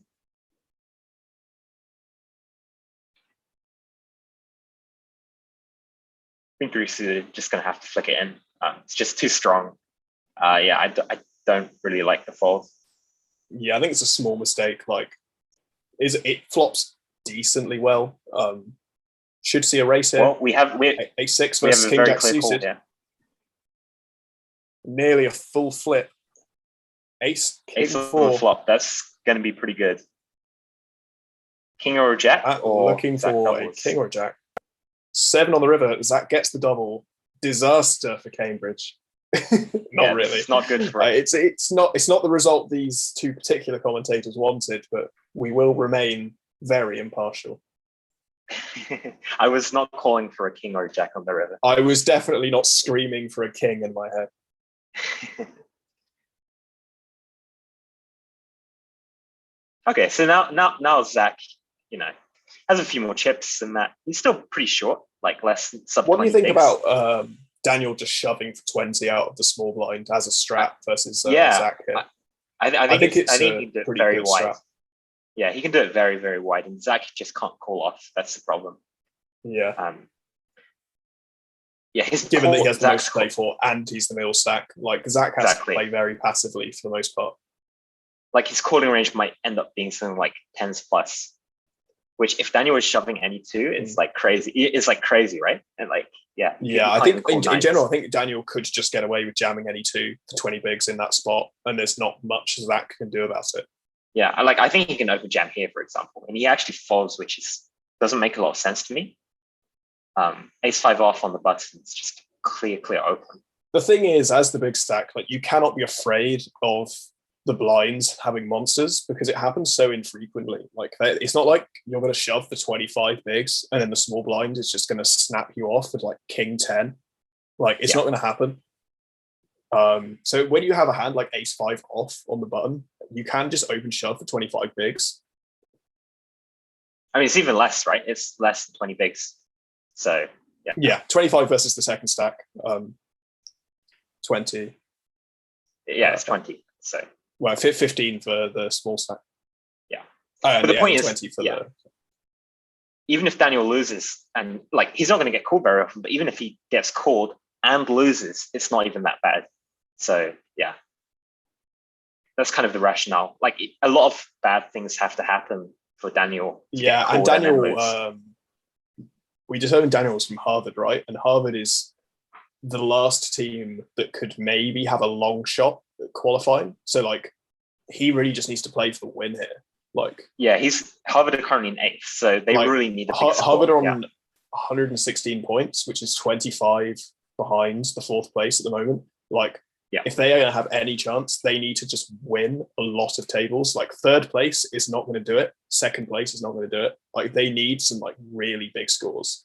Yeah, and so absolutely. like Daniels just should not be playing with any fear here. Like he should really just be like piling the pressure on, just going for the win. And if it doesn't work, it doesn't work. Like yeah, exactly. It's like pocket 8, eights. you can just shove. You should just open shove this. Yeah. And limping doesn't make a lot like of the sense. big blind has 11. Like because now what's happened is you've limped 8s versus King Deuce off in the big blind, and King Deuce has outflopped you. Like 8s is screwed here now equity wise. Like, and he c-bets full pot. This is just not good. This is just objectively bad. He might manage to actually backdoor the goods here. He should. Why is he jamming the turn?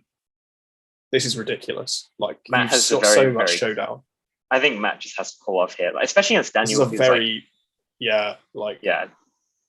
I guess everyone has been playing pretty tight tonight, but like this is a clear call. Daniel's been blasting off, honestly, but like Daniel's been potting like every flop after limping pre. You cannot be scared to call off top pair. I think he might fold here. Yeah, he's going to fold. Like Daniel has got the bluff through, but like he's bluffing a hand. It's just way too strong to bluff. Yeah, that doesn't make any sense. Like he should be he should just jam pre, but if he does get to the flop, he should bet small, and then on the turn he should check back and just try and see a showdown. Like there's no need to be bluffing a hand as good as 8s. Yeah, exactly. Like we said about like yeah, you got to put the pressure on, but like choose good spots. Like the time to put the pressure on was pre-flop. Once you've seen a flop and you bet full pot and the big blind calls, like now is not the spot to now blast off. Like he is going to be very condensed top pair. He was lucky this time. I don't understand this min raise with ace-5 off. I prefer an open jam. Okay, yeah. The money's going in, and yeah, that's a good flop. 3 for a chop. There is no chop. No, there's no chop. Yeah, that's just unlucky for Matt. Yeah, I mean, Zach should have just shoved it. This is quite interesting now because Daniel has been very erratic. Zach has a pretty good chance of taking it down here if Daniel decides to blast off again.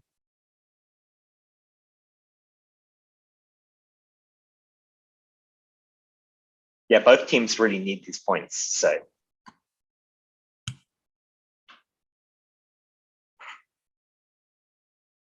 ace, ace, ace. It's the board. Unfortunately, the big blind's going to miss. Oh, Daniel pots ace, ace, ace. I don't know if that's an interesting this man just does size. not care. I think he might just, be pressing the pot button with every decision. So, not the worst decision, not the worst strategy. Daniel limps Jack 5. Zach should just check back here. I mean, if you're going to raise, I mean, firstly, 6-5 suited is not the hand you really want to be raising because and he's playing 20 bigs. Like, exactly. He's just bloated the pot out of position. Off these short stacks, like having to fold to a jam really hurts with a hand like 6-5 suited. So you want to be more polarized when you raise pre. And if you are raising, you want to raise more than 2x because Daniel is in position and you can just call any 2 profitably against a min raise, right? So. Yeah, so Zach now min raises the button with 8-5, which is, and he gets min clicked by King 4 off. We are seeing some very questionable play, but Daniel finally has something of the board and goes for the signature full pot. This is great. Like it's a really tough spot for middle pair when you're playing at someone when you're playing against someone that just range bets pot, like I guess you have to call middle pair, and that is a terrible turn for Zach because it's less likely he's behind, and it brings more draws. No way. Like I could see Daniel just shove here. He decides not to shove. Oh, he's trapping. This is how he traps. This is actually masterful play. Now he shoves right for a third pot, and Zach folds. I mean, I don't think Zach is going to fold. I would not fold. No, because he puts them all in. Like, yeah, I think he has to fold. Like, because Daniel is range potting the flop. Like, the ace hits him, and now Daniel has aces. And he limps. This is good. Does Zach go crazy here with the 8-3 off? That is the question. So he's playing 9 bigs. So I just can't even keep up with the action. They're playing very quickly, and they're playing with a very unorthodox style. Mm-hmm. Unorthodox is definitely the word. Yeah. Zach would need quite a comeback, though. Aces doesn't get any value, but blinds down Zach a little bit more. 7-8 8-7 versus ace-10 should just be a limp, I think, and then Daniel shoves and and then 8-7 folds. I think you could make an argument to just open jam 8-7 off, but I don't mind the limp. Daniel just goes for this weird sizing, which just is not really accomplishing much. I mean, it's essentially an all-in bet, but you give your opponent another option, right? Because you can never fold if Zach jams because you've bet half his stack, but you give him an option to call. And that's why you shouldn't do that, basically. You give your opponent more options compared to just jamming. And yeah, why would you do that? We have a battle of bottom pairs. Daniel currently out kicking, but I think 5 deuce just has to.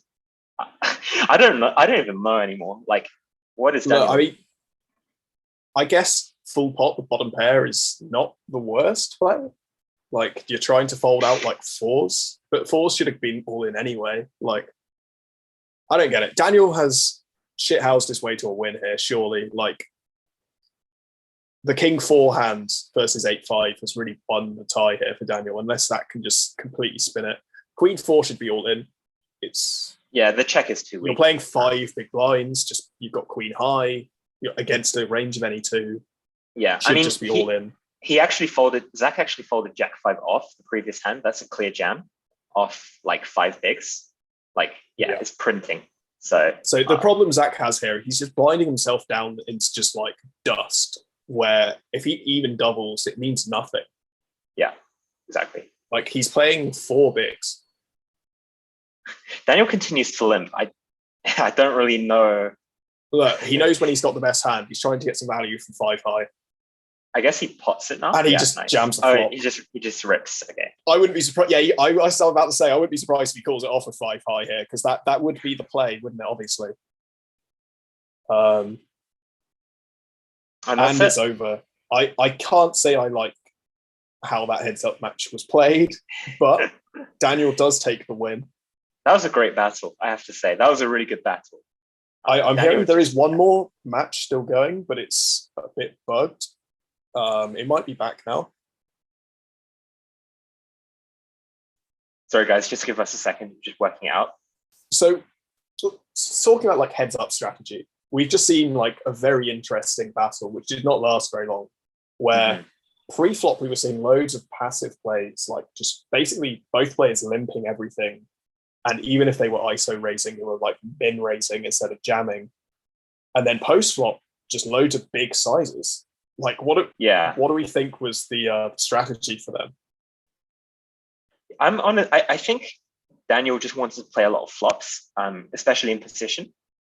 So, but I mean, what does post-flop, what does positional edge post-flop really do when your only post-flop strategy is just pot the flop? Yeah, that's a good point. I don't really know. Like, just for anyone listening, what we mean is when you have a short stack and you bet big, you kind of kill your positional advantage, right? Because if you bet big, you're very close to just being all in. And if both players are all in, there's no positional advantage. So if you do want to play post flop, you want to bet smaller and then actually use your positional edge. Okay, so we found the bug is that the sidebar of the faces and stuff isn't going to match the table you're seeing, but the table is fine. So Yeah, bear with us. We'll try and sort it, but otherwise, just ignore the sidebar. yeah. Just enjoy the action, you know. Enjoy the interesting play. All right, so we have a three-handed battle. I believe this is the last table. So we have Michael, who's kind of a bigger stack. We have Anthony from, let me look it up actually. Where is Anthony from? Anthony's from BU, it looks like. So they're one of the teams that kind of needs the points.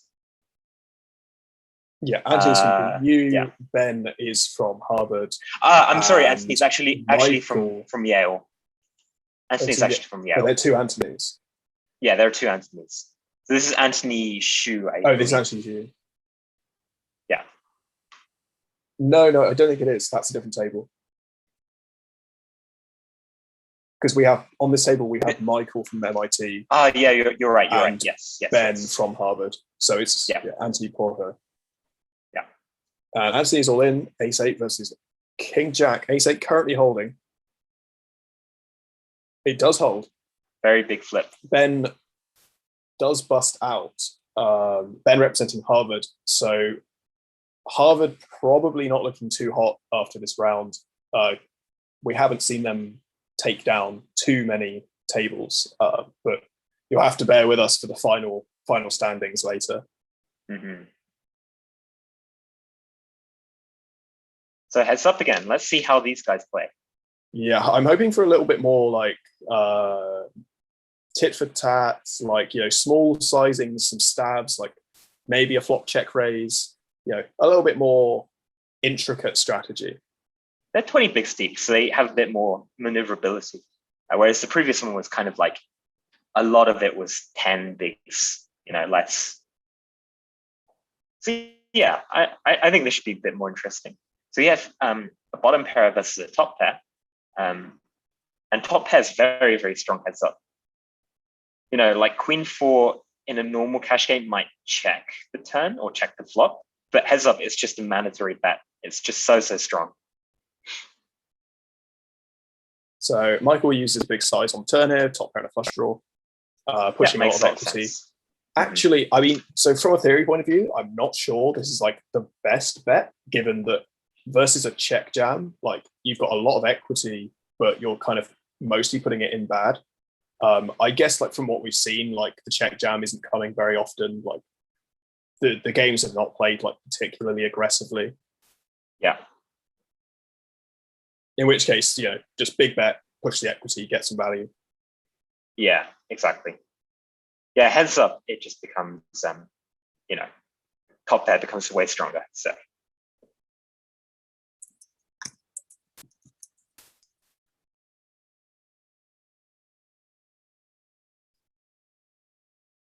I'm kind of interested to see what these guys are doing pre-flop, because so I'm someone who's played a lot of spin and goes that have this kind of stack size quite commonly. And you get like a range of different pre-flop strategies. So some people play raise only, some people play limp only, and some people do a mix of both. So it'd be interesting to see what these guys are doing. So with a hand, like for example, Anthony has Queen 7 off there, like, is he going to limp or is he going to raise? That's kind of interesting. So like the fact that he raises suggests to me that he's playing a strategy that mainly involves raising. Because Queen 7 is mainly a hand you just want to call and play in position. Yeah, I think I personally like Anthony's raise with Queen 7 off. Like, rejamming has been very thin on the ground throughout this evening. So raising like these weaker holdings that will always fold to a jam and like lose all their equity just isn't as much of an issue. Yeah. Like you can play the same pot in position just with like 4 BB in the pot instead of 2, which for the in-position player is just, a pretty good edge to have. We have a pretty interesting play here. Anthony going for 2.5x 9-3 off. That's like pretty nice. It's definitely something you want to be versus doing. limp, like you do want to raise like incredibly polarized, like top end values that will call a shove, and then just like complete trash that will always fold. Like you don't want to be raising like middling hands that have equity, because like you should be wanting to see flops with them. Like if you raise like we saw earlier, like 6-5 suited and then get jammed on, like it's a disaster. Like you have to fold all that equity. Whereas like 9-3 off is just complete shit. Like it's awful. Yeah. You just don't care if you have to fold it. And we have a min raise here Queen's for Michael. min 3 bets. She's incredibly like strong. I mean, you can build kind of the like again what we're talking about. This range is incredibly polarized. In reality, I don't think anyone is bluffing with this sizing. Yeah, I mean, given that we suspect Anthony is not limping at all, and his range will include a lot more trash when he min raises, like having a min click 3-bet size is kind of sweet, because Anthony should just have loads of hands that insta fold even versus a min click, like 4-3 off or Queen 7 off. Like, see, like for example, Michael's open raise here with Queen 3 suited, like I would almost always limp that, just because getting jammed on is a disaster, and you lose a lot, and you can burn a lot of chips that way. Like you open 2x, right, and you just lose 2 big blinds every time you get jammed on. I'm not saying that's going to happen too often with these players, because they seem to not be doing that. But from like a theoretical perspective, it's Okay, so with top pair, with this SPR, are we doing any raising on flop? Do you think? I think that's a mandatory check raise. I think we really just want to strong. be like putting the money in at this low SPR when you have top pair versus a very wide range. Like as it is, he's kind of dodged a bullet here, or he has the potential to dodge a bullet. As Michael makes a flush on the turn, and he bets very big, which is not something you should really be seeing. I don't think. Like I don't mind the sizing. It sets up a nice river jam, which is kind of the main point, I would guess, behind the sizing. Yeah, I think it's just a very value oriented sizing. I think, which is fine. Possibly. Like, we'll see if Anthony is able to find the fold here. Michael basically snap jams the river. It's a tough spot for Anthony. He does have a club in his hand, and he has top pair, which heads up is a very like strong situation to be in. Like, I think this is just like a clear call. I would never fold. Whether you think Michael is like ever bluffing is just up to how you've played for the previous 2 hours, like what you've seen of him. So Anthony does make fold. Yeah. I think given the dynamics we've seen like across the tables, it's probably a very good fold. Like people have just not been blasting off unless they have the goods. Besides our friend Daniel, who pops the flop with everything. Yeah, I have a feeling that snap jam, like I'm not a huge fan of like that kind of stuff, but I think the snap jam is quite strong. That's just my take on it.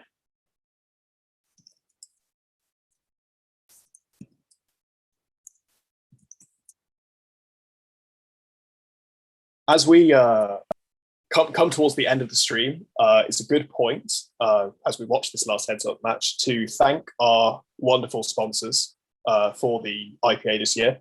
Our platinum sponsor is Susquehanna International Group, or SIG, and our gold sponsor is Citadel, and we are incredibly grateful for their support this year. Both incredibly innovative firms, and we would encourage anyone involved to check out their recruitment. They've been doing some great outreach stuff. All right, back to the action. So we have a pretty strong hand to ace queen suited. 40 off, unfortunately, it's just going to fold. So they still have pretty even stacks, actually. Yeah, nothing. They've just been kind of shifting chips back and forwards. Still everything to play for. And they're shallow now. Probably about 15, 16 big blinds effective. I'd like to thank the enthusiasm from TikTok Time Boys in the chat. Unfortunately, I will not be saying that for your boy Dan Sun. While he is a fantastic player, that is not something I'm willing to say. Frankly, because it's just a bit cringe, isn't it? But you do you.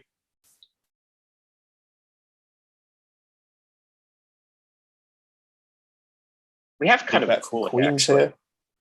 This is a tough spot for Anthony. Like he has equity, but he like obviously just jack high, really just hoping to hit, or he's still got dust. Wait, do you think Michael is going to bet the river? I think Michael will check back the river, personally, because Anthony now leads. This is pretty sick. Wow. it's almost like he just knows Michael has an overpair here. That's pretty Michael sick. calls. Yeah, I think it's a good call. Like Anthony doesn't rep much. Like a lot of his like ace-x would be clubs, and like suited ace-x is going to 3-bet pre-flop like a decent amount. Like just try and get the money in. Yeah, I mean, and that Anthony's gives bluff is, Michael a commanding chip lead now. Yeah, something to note. Like as like obviously a lot of these like US players will not have access to online poker, other than just like Michigan. But as like someone from the UK who plays a lot of online poker, like the check call, and then lead the river line is just like overwhelmingly bluff heavy in population. Wait, did you just call maybe three Michael's aware. Michael has jammed Queen 8 and been called by 3 deuce. It's a speculative call, but he could get there. He has 5 outs. He does not get there. That's unfortunately going to wrap it up, fans. I think that counts as Anthony throwing in the towel, given the overwhelming chip lead of Michael. He had like congrats to Michael lines for winning the table. Yeah, that is the last table of the night, though. Anything you'd like to say on the performances tonight, Kevin? That was a really fun stream. Like you got to see some like really interesting plays. Some people playing well, some people playing, let's call it interesting. Yeah. We'd like to thank you all for tuning in. I know most of you will have been on the tables anyway, and you know we do have some very, very enthusiastic supporters in the chat. Not talking to anyone in particular, but yeah. So once again, we'd like to thank our sponsors, SIG and Citadel. Thank you all for tuning in, and the players for putting their all into putting on a good show. Look out next week for the results posting later. Yeah, and next week we'll be like round B of this week's IPA. So the teams playing will be the Cambridge, UMass, Amherst, Cornell, Chicago Booth, Pomona, Columbia Law. Just Columbia and Brown. So yeah, make sure to tune in. For another good lineup. My guess is that since we will be playing, we will not also be streaming. So you'll have some different commentators. But I'm sure they'll have glowing reviews of my stationing. Everything will be swell. But thanks for joining us. I think we're going to sign off it. Yeah, thanks for listening, guys.